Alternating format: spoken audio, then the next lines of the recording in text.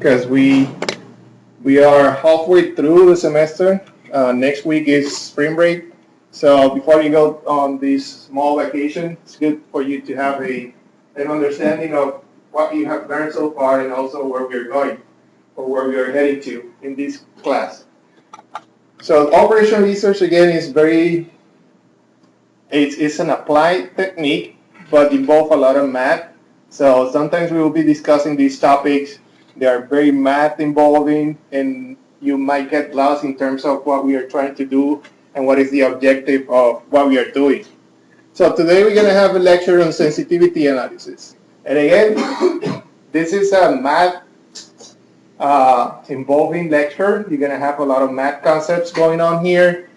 But I want you to understand the importance of this type of analysis, and you'll see what is the importance. But before we get to that point, these are the objectives for this class. So these are the 5 objectives that we discussed the first day. And you can read through them, but what I want you to see is that we have covered some of them already. So this is the roadmap that we have been following so far in this class. So we started by discussing linear algebra. We did a review on linear algebra, and then we started discussing some LP formulation problems, which essentially is the main focus of this class. So I want you to be able to formulate these problems using the objective function, the constraints, setting up the variables, and so on. So we did that, and then we learned how to solve these problems using the graphical method. So remember, we were setting up the constraints, we were finding the objective function slope, and we were moving that objective function to find the optimal solution. Then we discussed some real problems, including production planning, resource scheduling, and also the oil refinery problem. Some problems that you might find out after you're done with your courses and you graduate. Then we discussed the LP algebraic solution, which is actually using the simplex algorithm to solve the problems in which you have more than 2 variables. We also learned how to use Excel to solve some of these problems. So far, we have covered the first 3 objectives for this class. We still need to go over in the last 2, and that's something that we're going to start today. So the learning objectives for this class is discuss how changes in the LP parameters affect the optimal solution. That's what we call sensitivity analysis. So if we change, for example, the cost or the revenue that you make for every unit that you sell, how would that affect your optimal solution? That's what we are trying to decide, what we are trying to learn in this class. Explain how to use Excel server output to answer questions of managerial interest, such as what is the most money a company will be willing to pay for an extra hour of labor. So if you have a request for adding an extra worker for your company or for your area, let's say your manufacturing line, you should be able to use these analyses to decide whether is that or not a good decision, if it is going to bring enough money to cover the expenses, for instance. So sensitivity analysis would let you know if you can add an extra hour, maybe 2 hours, depending on the benefit that you're going to get from this new resource. So there's some recommended readings here from your textbook. You can look at sections 3.1, 3.61 up to 3.64. So the agenda, we're gonna discuss 2 types of sensitivity analysis, or 2 different ways of doing this type of analysis. The first one is graphical sensitivity analysis, and we're gonna focus on 2 specific areas of the problem, of the formulation. The first one is the right-hand side. So you have your constraints, you have the left-hand side, which is basically where the variables are. You have your sign, and then you have your right-hand side.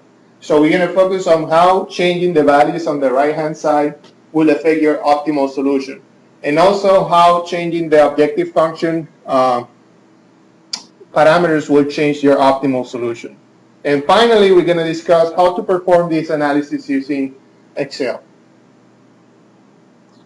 So again, this is a summary of what we have done so far. So subject matter of this section, in LP, the parameters or the input data of the model can change within certain limits without causing any changes in the optimal solution. So we're going to find those areas or maybe that range of values in which you can change your parameters and you still get the optimal solution or the same optimal solution. And this lecture explained the basic idea of sensitivity analysis. So I hope that can give you an idea of what we are trying to do in this lecture. Again, we're going to look at the parameters of the model, saying that the capacity that you have for your resources at this point, at the beginning of the problem, and then if you have the opportunity to increase that capacity, how would that affect your optimal solution? And if you change the cost parameters or the revenue parameters, how would that affect your optimal solution? So let's start by discussing the graphical sensitivity analysis. So again, we're going to use graphical methods in this section, and we're going to look first at the sensitivity of the optimal solution to changes in the availability of resources. These are the right-hand side of the constraints. So remember, in some of the problems we discussed, you have 6 hours for performing this carpentry, and you have 20 hours for performing this other operation. Those values were always part of the constraint, and they were stated in the right-hand side of the constraint. So the first type of sensitivity that we're going to look at is on the right-hand side of the constraints. The second one is the sensitivity of the optimal solution to changes in the units of profit or unit cost. These are the coefficients of the objective function.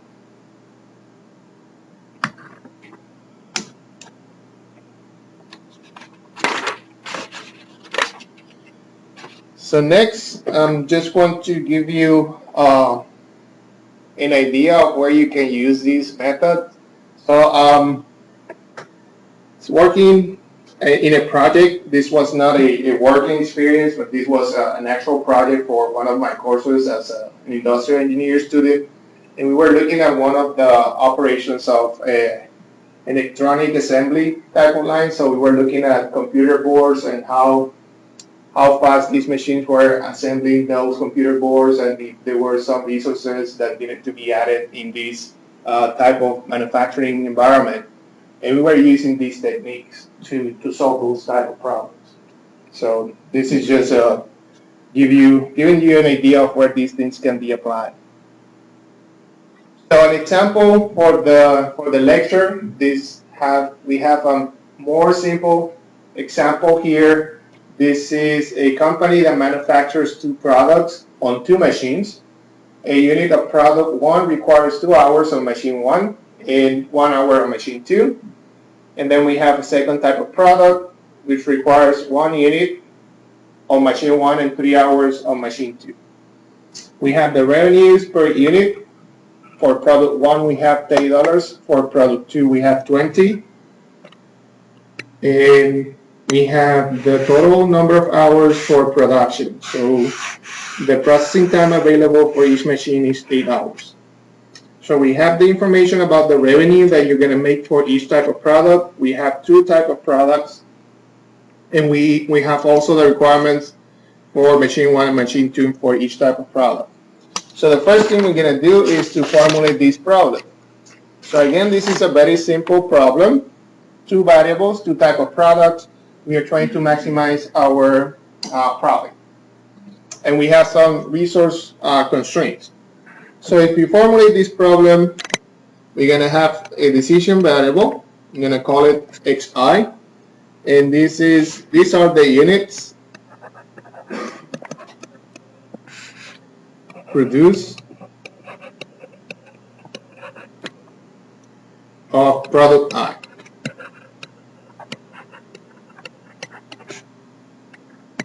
So we have product type 1 and product type 2. So we're going to have x1 and x2. Anyone? What will be the objective function? We're gonna maximize the profit, right? So we have a profit that we're gonna make for each type of product. So we want to maximize that profit. So maximization of the objective function. We have a profit of $30 for product 1 and a profit of $20 for product 2. And then we have how many constraints? We have 2 constraints, right? 1 per machine. So we have 2 machines. For machine 1, we know that product 1 requires 2 hours and 1 hour on machine number 2, and then for product 2, it requires 1 hour on machine 1 and 3 hours on machine number 2. So for machine 1,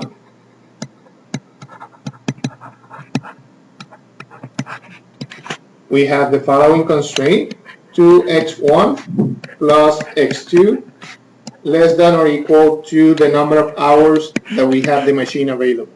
So we have 8 hours, has to be less than or equal to 8. And we repeat the process for machine number 2. We have x1 plus 3x2 less than or equal to 8. And then we have the positive non-negativity sign or constraints for our variables. So that's our formulation. And if you plot those constraints and you find the optimal solution using the graphical method, this is constraint for machine 2, this is the constraint for machine 1, and the optimal solution is here. How do you find the optimal solution? Then again, you have to find the ISO profit line, and that ISO profit line for this problem will be here. So it will be something like this. And then you need to move this ISO profit line in this direction to find the last point in the graph or in the feasible region that touch that line, and that will be your optimal solution. So in that case, it's point Z. Any questions? So we know how to formulate the problem. We know how to solve the problem using the graphical method. We found the solution, the optimal solution. So the optimal solution is this point.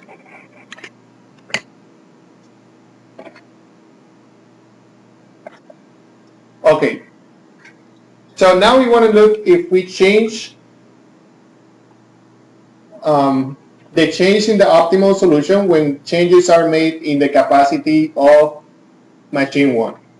So going back to this slide, machine 1 is represented by this constraint. And right now the capacity of that machine is 8. So we only have 8 hours. So we want to change that capacity. So if the daily capacity is increased from 8 hours to 9 hours, the new optimal will be moved to this point. Let me use this. Why is that? Because now the constraint that we had initially is no longer this one. Now that constraint is moved to the right because the capacity has changed. So this constraint, it is the same constraint. The only difference now is that you have, instead of having 8 units, you have 9.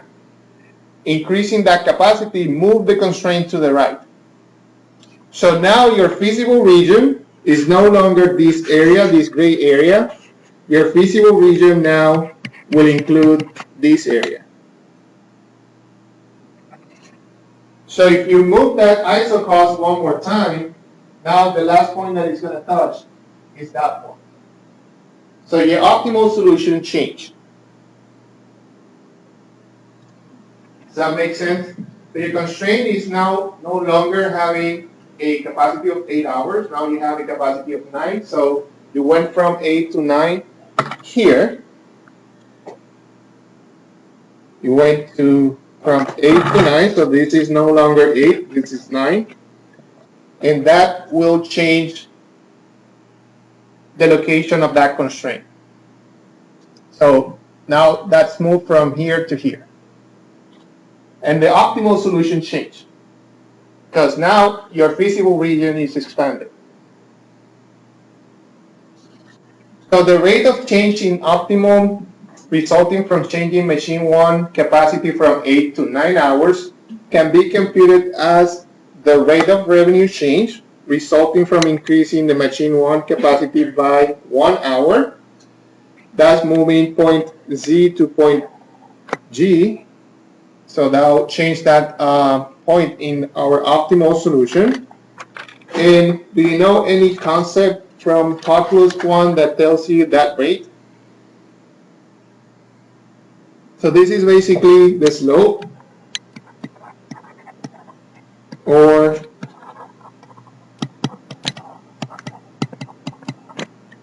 the derivative. So that change, you can compute that change by using this slope equation. So we have Z of point G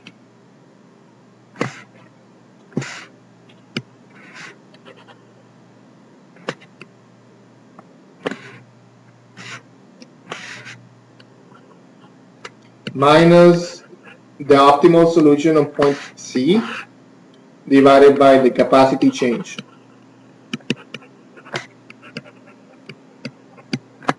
And that's how you compute the slope of a line. So in this case, this is 142 minus 128. That's the change in the optimal solution, which is given here, divided by the change in capacity, which is 9 minus 8, and that equals 14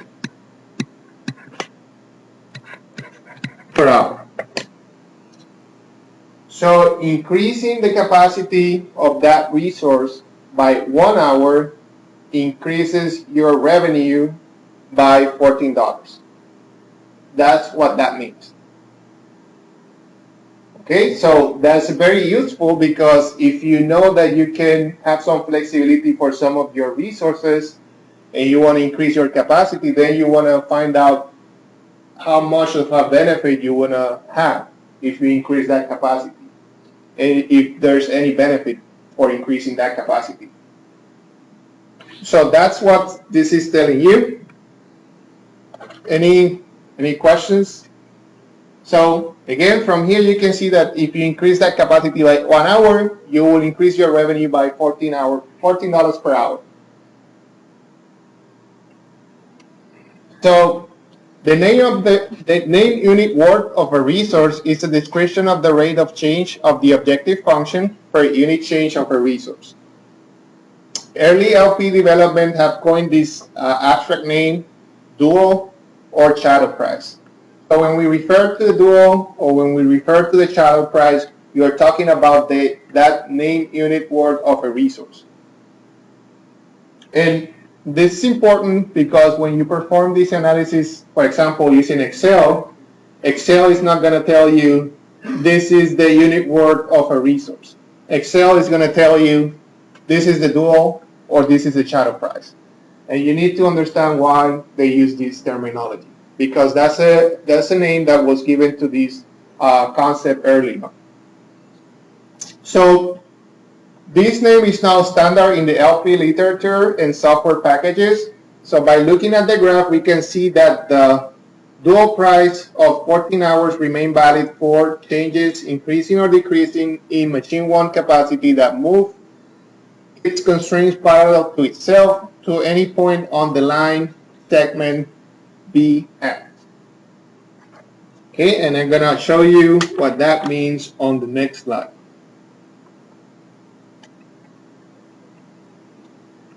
So as long as you move that constraint in a parallel way across this segment BF, that rate will not change.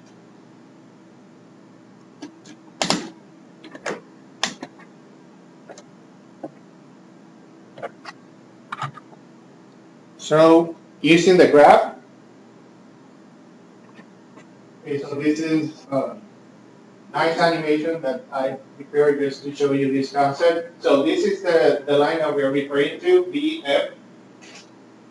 This is the constraint for the machine 2 capacity. And what we're saying is if we move this line across in parallel across this line, then that rate will not change. So we can move this constraint all the way down, and that will increase your visibility or your visible vision to this triangle. Or we can move that constraint all the way to this point, and then this is going to be your visible region, and your optimal solution will be here, but the rate will not change. So you still get a $14 rate, $14 per hour. Yes, sir.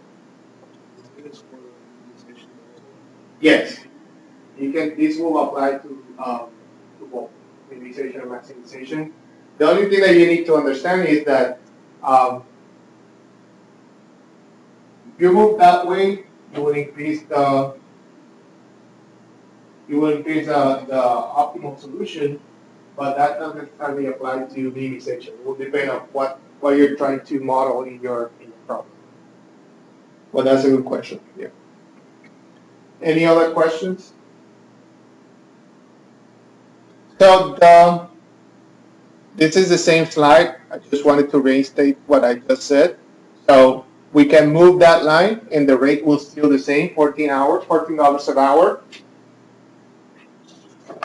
So we compute machine 1 capacities at point B and F as follows. So we're going to have the values or the coordinates for each point here.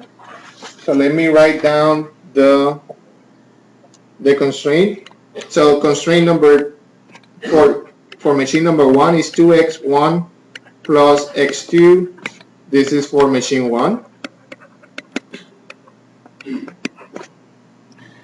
So the minimum machine capacity at this point, which is again all the way to the left, will be equal to 2 times 0 plus 1 times 2.67, which is going to be equal to 2.67 hours.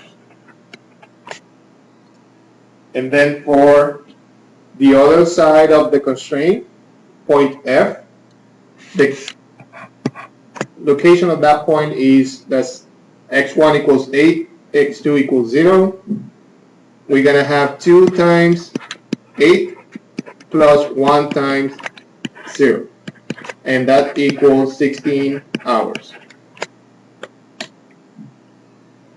So the conclusion is that the dual price of 14 hours remain valid in the range 2.67 hours, less than or equal to machine 1 capacity, less than or equal to 16 hours. What this means is if you change the right-hand side of the constraint within this range, so we change it from 8 to 9, if you change it to 8 to 16, you'll still get the same, the objective function will change, but the optimal solution will not change. So changes outside this range produces a different dual price or a different unit work per unit.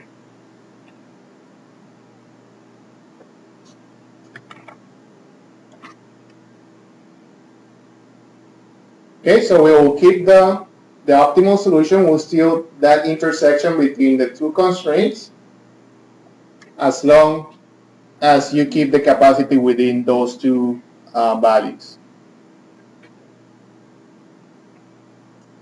So using similar computations, you can verify the dual price for machine 2. Capacity is 2 hours, remain valid for changes in machine 2 capacity within the line segment DE.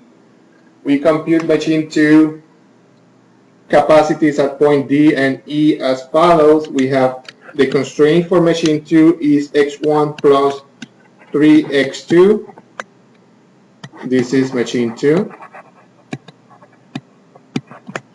So the minimum machine 2 capacity occurs at point D, where x1 equals 4 and x2 equals 0. And if we compute that using the constraint, we have 1 times 4 plus 3 times 0. That's going to be equal to 4 hours. And then we have, sorry, it should be 0 and 8. This will be equal to 1 times 0 plus 3 times 8, and that's 24 hours.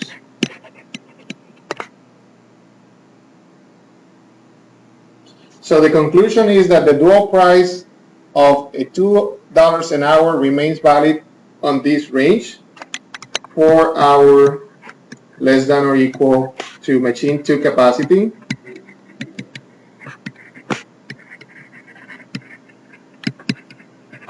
less than or equal to 24 hours.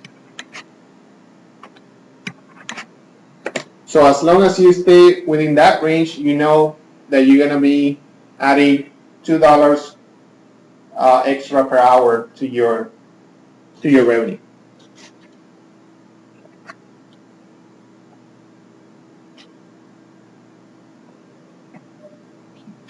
Any questions?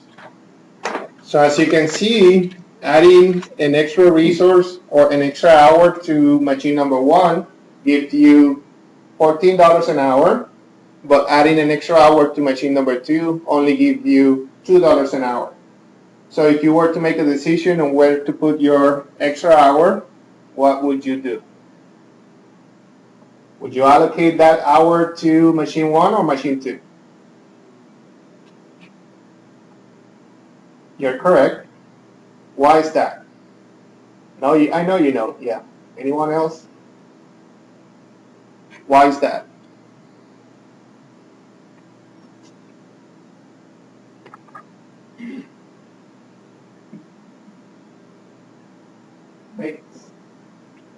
You only make $2 by increasing an hour of machine number 2, and you make $14 by increasing 1 hour of machine 1.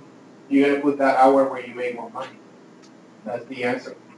So you're going to put that hour where you're making $14 an hour instead of putting it into machine number 2 that you only make $2 an hour. So the computed limit for machine 1 and 2 are referred to as the feasibility ranges. And also for packages provide information about the dual prices and their feasibility range. The dual prices allow making economic decisions about the LP problem, as the following questions will demonstrate. So I can tell you right now that I'm going to put a question in the exam that is going to be asking you questions about what this price means, what would you do if this changes, and so on. So you might want to pay attention to the next questions because you will see that in the exam. So question number 1, if this company can increase the capacity of both machines, which machine should receive priority? And this is what we just discussed. So let me just give you the answer. So each additional hour of machine 1 increases revenue by $14 as opposed to only $2 for machine 2. Those are the dual prices. So priority should be given to the first machine because, again, you're going to make more money. Question 2, a suggestion is made to increase the capacities of machine 1 and 2 at an additional cost of $10 an hour for each machine. Would you advise this to be done? Why? Why not? So you are asked to evaluate this proposition. You want to add an extra hour, but that would cost you $10 an hour per machine. Is that something that you would do or not?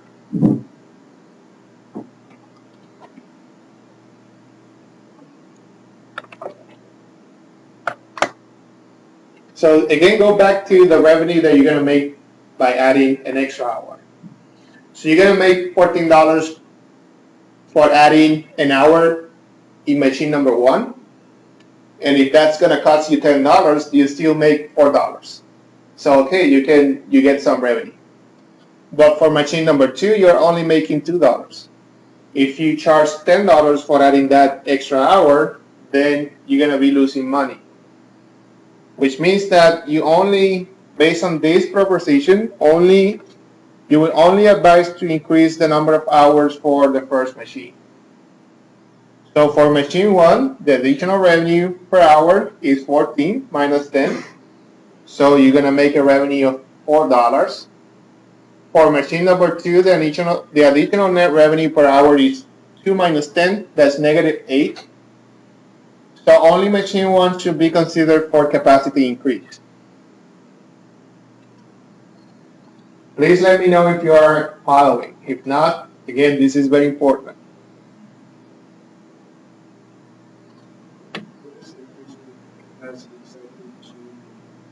Increasing the capacity is giving you more time to work on more parts or do some extra work. So increasing the capacity basically means that you have 8 hours to perform the job that you usually do. But if you increase to 9 hours, that means that you're going to have some extra time to work on some extra jobs. So adding that extra hour will give you the opportunity to generate more revenue. Yes, sir. If the revenue from machine 1 could cover the loss of machine 2, that still be advisable? That's a very good question. It will depend on the type of product. In this case, you need both machines. So yes, that would be something that you can do. So if that covers the whole and you need that machine, yes. But you want to make some revenue, always. Like if it is 0, you don't want to pursue that. Okay? Any other questions? Okay. If the capacity of machine 1 is increased from 8 hours to 13 hours, how would this increase the impact of the optimum revenue? So for that, you have to go back to the limits or the feasibility region for machine number 1. So let me go back to slide 15.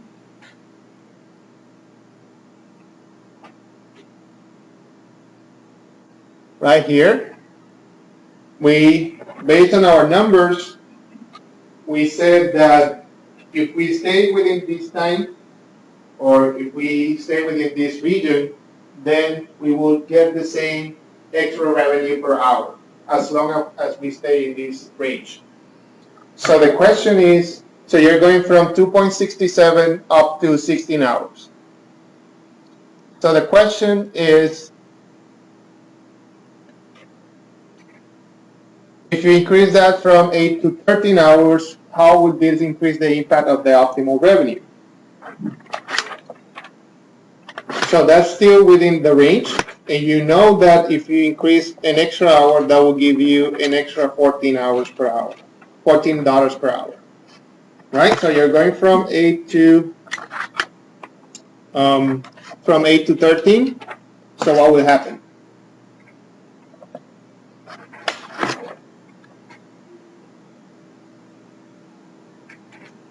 So the dual price for machine 1 is 14, and is applicable in the range 2.67 and 16, like I showed you, right? So the proposed increase to 13 hours is within that range, or within that feasibility range. So the increase in revenue is 14 times the difference in terms of the number of hours that you're going to add to your process. So you're adding 5 hours, so that will give you an extra revenue of $70, which means that the total revenue will increase from 128 to 898.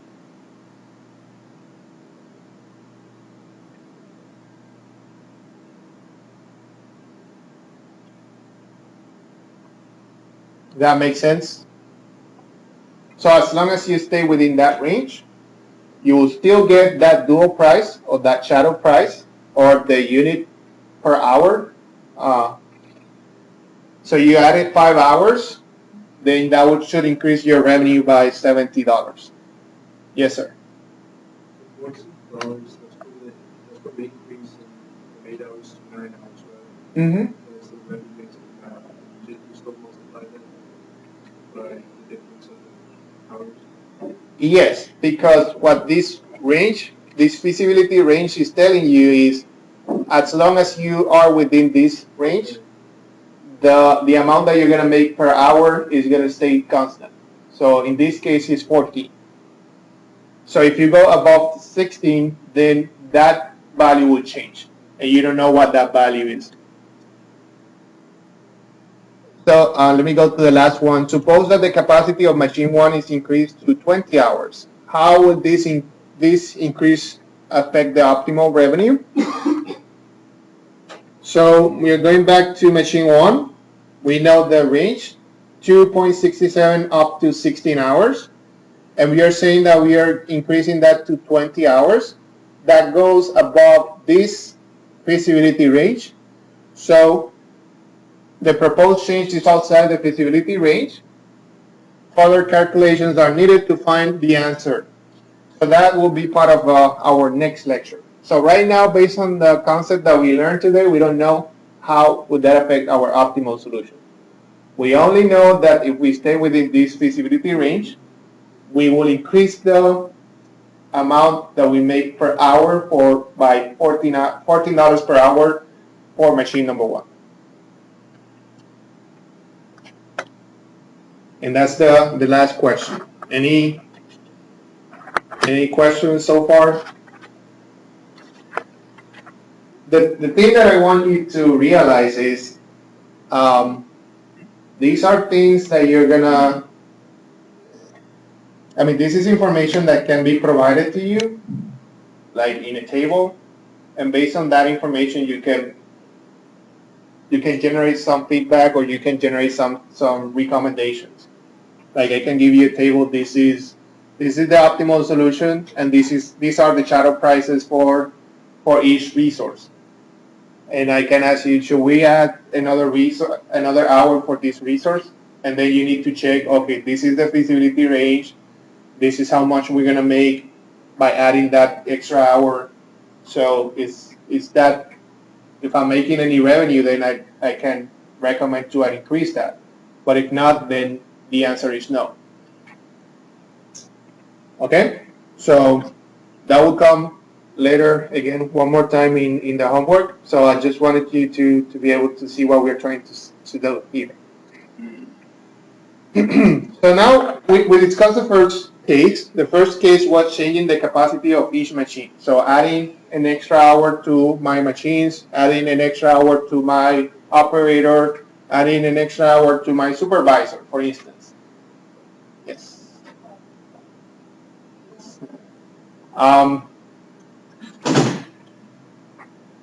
Yes, so now we want to analyze or study the objective function. So we changed the parameters of the constraint, the capacity of the constraints. Now we want to change the coefficients of the objective function and see how would that affect my optimal solution. So that's the second case. So changing revenue units, we changed the slope of the objective function. So remember, we graphed this objective function. Right now it is represented by this dotted line here. If you remember, the reason we were plotting that ISO cost or ISO revenue was to identify our optimal solution. So we were moving that line and we were finding that last point that we touched from the feasible region. Okay, but we know we're going to have a line, and each line will have a slope, and that slope is determined by the coefficients of your variables. Now, if we change those coefficients, then we know that the slope of the line will change, and that's going to affect your optimal solution. So the optimal solution at point Z remains unchanged so long as the objective function lies between lines BF and BE, meaning that this dotted line here for the objective function needs to stay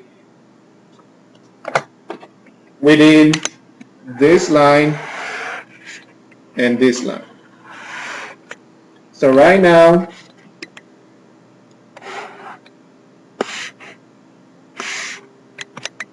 it is here. So it is between those lines. So that slope is between those lines.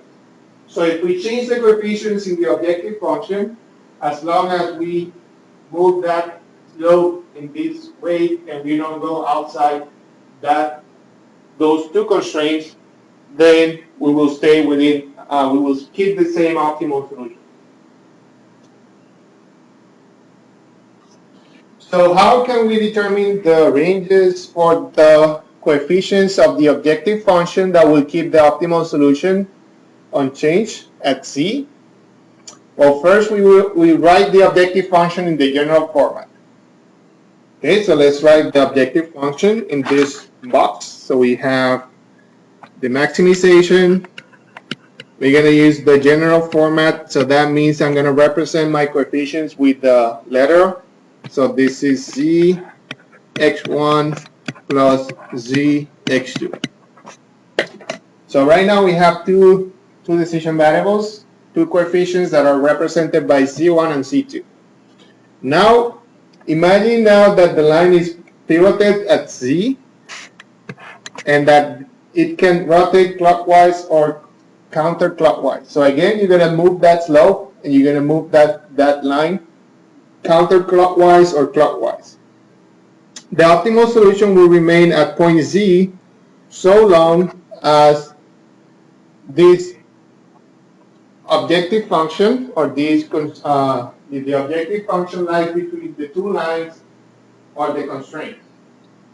This means that the ratio C1, C2 can vary between and 1/3 and 2/1, which yields the following optimality range. So how do you got these two values? Well, it will be the coefficient of constraint 1 divided by the second coefficient of constraint 1. That gives you 1/3. And the coefficient of constraint 2 divided by the second coefficient, that will give you 2. So the optimality range in this case is 1/3 less than or equal to C1 divided by C2 less than or equal to 2/1. That is the same as 0.333 less than or equal to C1 divided by C2 less than or equal to 2. So what we are going to do now to determine if we are going to keep the same optimal solution when we change the values of the objective function coefficients is to look at that ratio and find out if the ratio is within the limits. Okay, so in this case we have 1/3 and 2/1, and we're going to search one more time if the coefficients or that ratio between the coefficients is within this feasibility range. So, question number 1. So suppose that the unit revenues for product 1 and 2 are changed to 35 and 25 respectively. Will the current optimal remain the same? So we are changing the prices, or we are changing the revenue we are making for each product to $35 and $25. So what would you do? based on what we explained.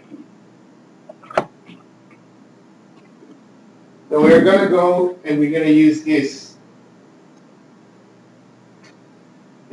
ratio and those limits, which means that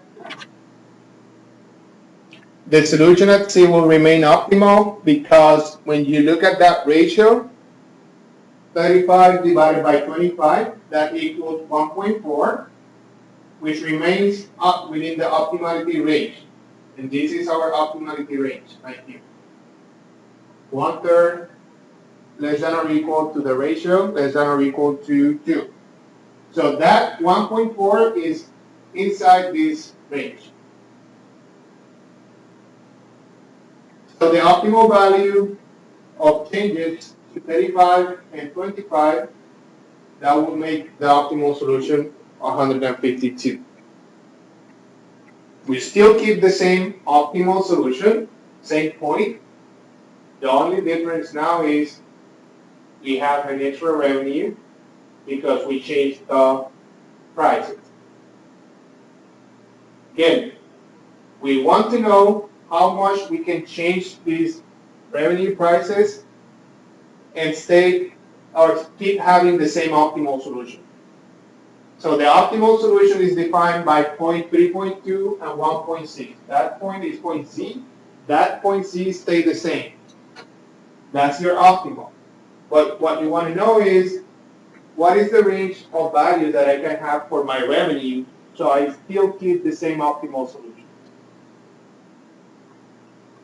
So that revenue is now 152.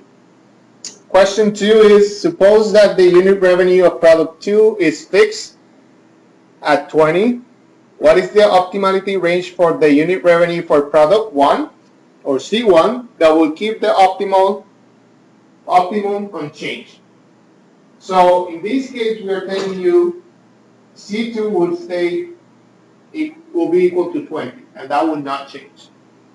So we can use this expression. We can put 20 here, and then solve for C1 and find what will be the value of C1 that will keep that solution optimal. Oops, sorry. So for that, we have 1/3, we have C1, we have 20, I'm sorry, this is 2.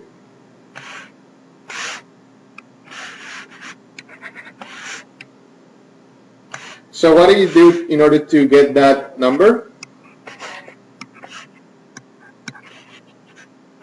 So that's my range. You have to multiply each side by your coefficient, Z2, which is 20. So we multiply this times 20.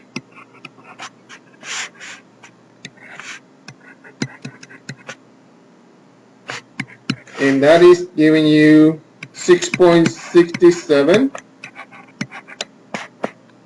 less than or equal to C1 less than or equal to 40.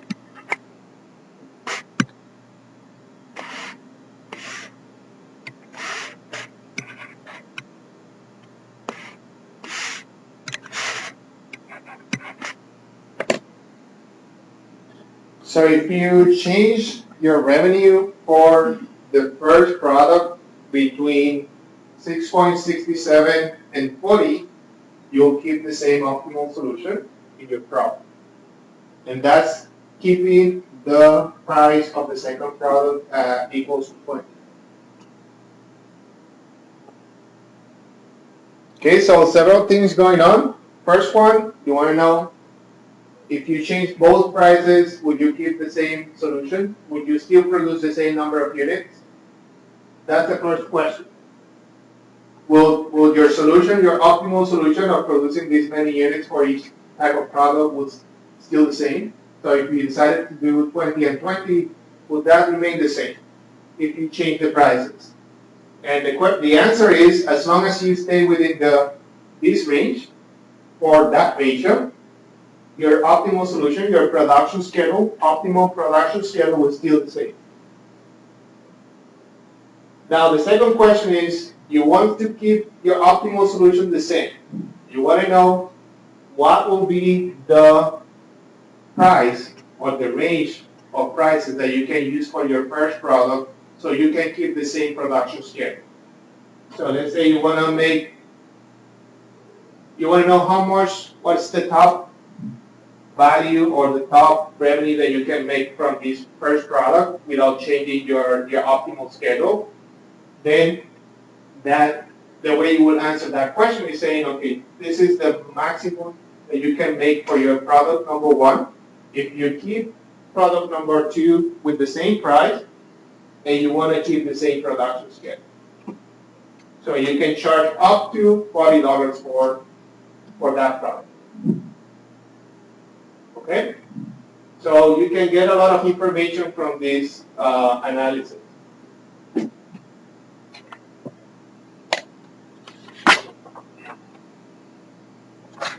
Okay.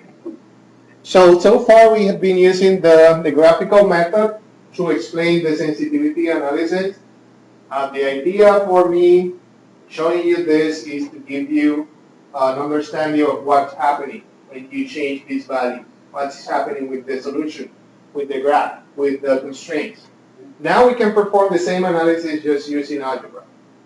So this is going to be more abstract, an abstract technique. You will not be able to see what's going on, but based on the understanding that you got from the algebraic, from the graphical method, then you will see what's happening. So this section demonstrates the general idea of sensitivity analysis using the algebraic method. So again, we're going to consider the same two cases, the right-hand side and the coefficients of the objective function. Now I want to use a different example. This one will have more than 2 variables. This one will have 3 variables. So this company used 3 operations to assemble 3 types of toys. And the daily available times for the 3 operations are here.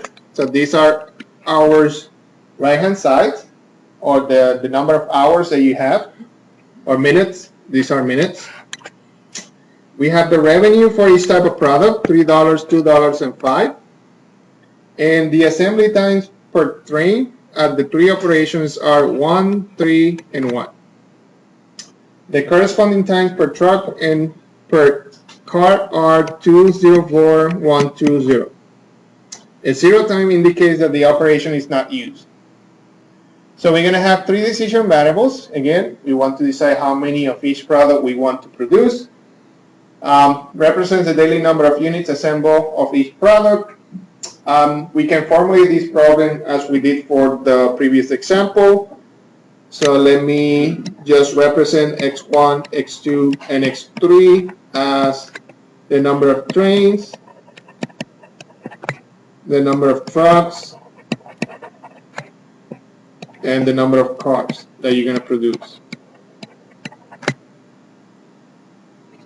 So we're going to have an objective function in which we are trying to maximize the revenue. So maximize z equals 3x1 plus 2x2 plus 5x3. And we're going to have 3 constraints. One for each operation. So we have 3 operations. Operation 1,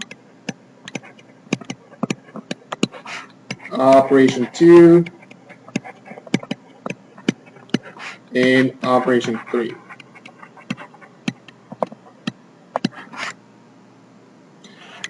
So for the constraints, we know the right-hand side. That's given by the capacity of each operation. So this is 430, 460, and 420. Now the difficulty will come in using the coefficients around the information to define the left-hand side. So here we have x1 plus 2x2 plus x3. That is because we have trains, so we have 1, 3, and 1. It should be 3 instead of 1. No, I'm sorry, yeah. So this is by operation, so we have 1, 2, and 1 per product. So product 1 will require an hour, product 2 will require 2 hours for the first operation, and product 3 will require an hour for the first operation. In the same way, we can define the other two. So we have 3x1 plus 2x3, and then we have x1 plus 4x2 less than or equal to 420. And we have x1, x2, and x3 greater or equal to 0. So that's our formulation. Again, each x represents a different product. This is the revenue that you're making per product, and you have 3 operations. Each operation has a capacity limit in terms of the number of minutes that you have available.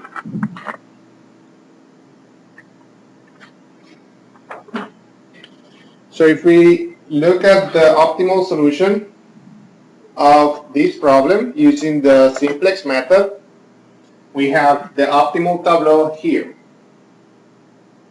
This is the optimal tableau. So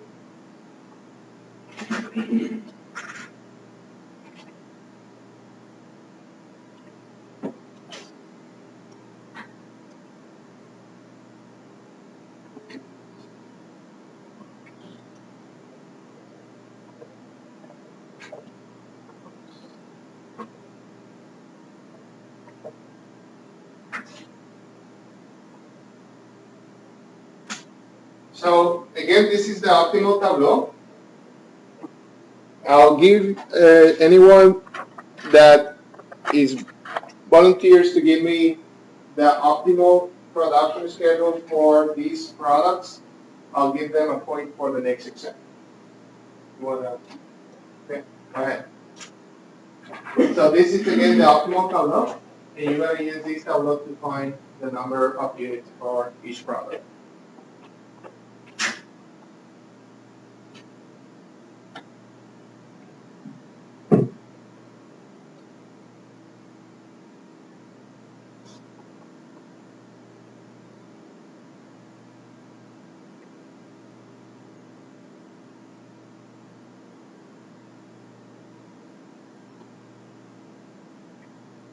That's correct. So even though we don't have X1 here, what that means is you have 0 production for X1. So you have no trains. The optimal solution is telling you X2 equals 100. So you have 100 trucks. X3 equals 230. That's 230 cars. X3 is one of your slack variables, so that's not part of the solution. Okay, so we found the optimal schedule. That's our production schedule. And now we want to see how many, or how can we change that solution based on the sensitivity analysis. So train 0, trucks 230, and cars 100.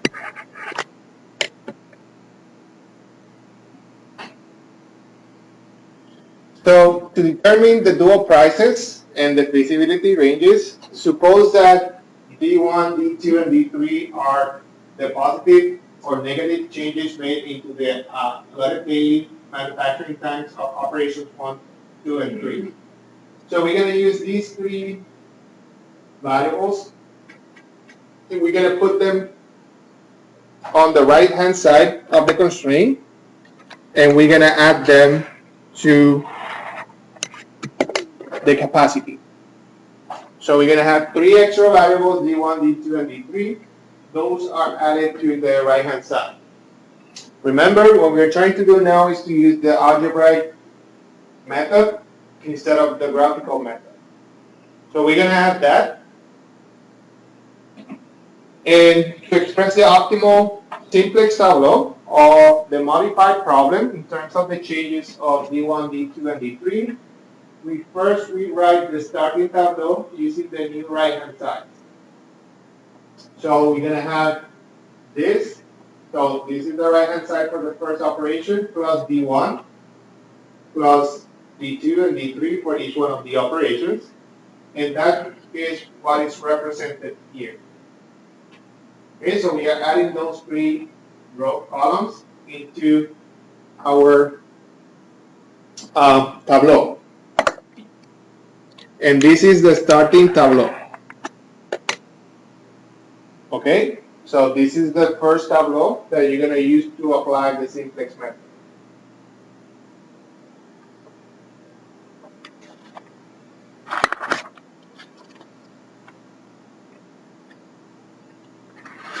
Okay. If we repeat the same simplex iterations as in the original model, the columns in the two highlighted areas will also be identical in the optimal tableau. Okay? So this is the optimal tableau, and these are the values for D1, D2, and D3 in the optimal tableau. And as you can see, they are the same.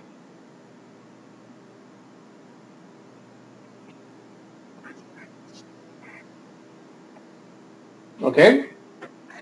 And that's a very important finding because using that information, then we can find out what are the dual prices. So X4, X5, and X6, these three columns and those three columns are the same. So the new optimum tableau provides the following optimal solution. Based on the optimal tableau, we can say that the optimal solution Z equals 1350 plus D1 plus 2D2. X2 equals 100 plus 1/2 D1 minus 1/4 D2. X3 equals 230 plus 1/2 D2. And X6 equals 20 minus 2D1 plus D2 plus D3. And that's coming from using the coefficients from this area. Okay, so 1350 plus 1D1 plus 2D2. That's coming from this row.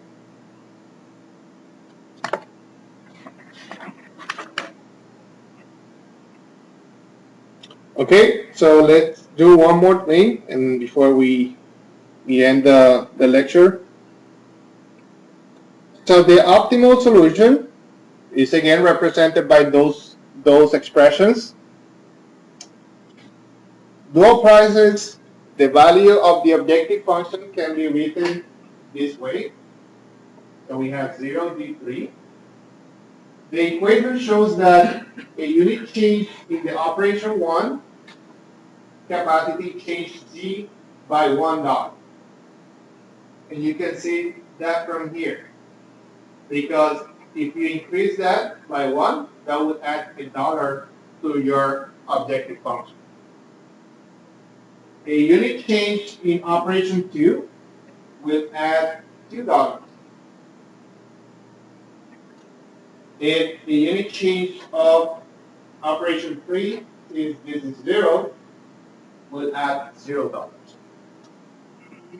This means that by definition, the corresponding dual prices are 1, 2, and 0 dollars per minute for operations 1, 2, and 3 respectively. So we'll stop here, and we are continue after spring with the feasibility range.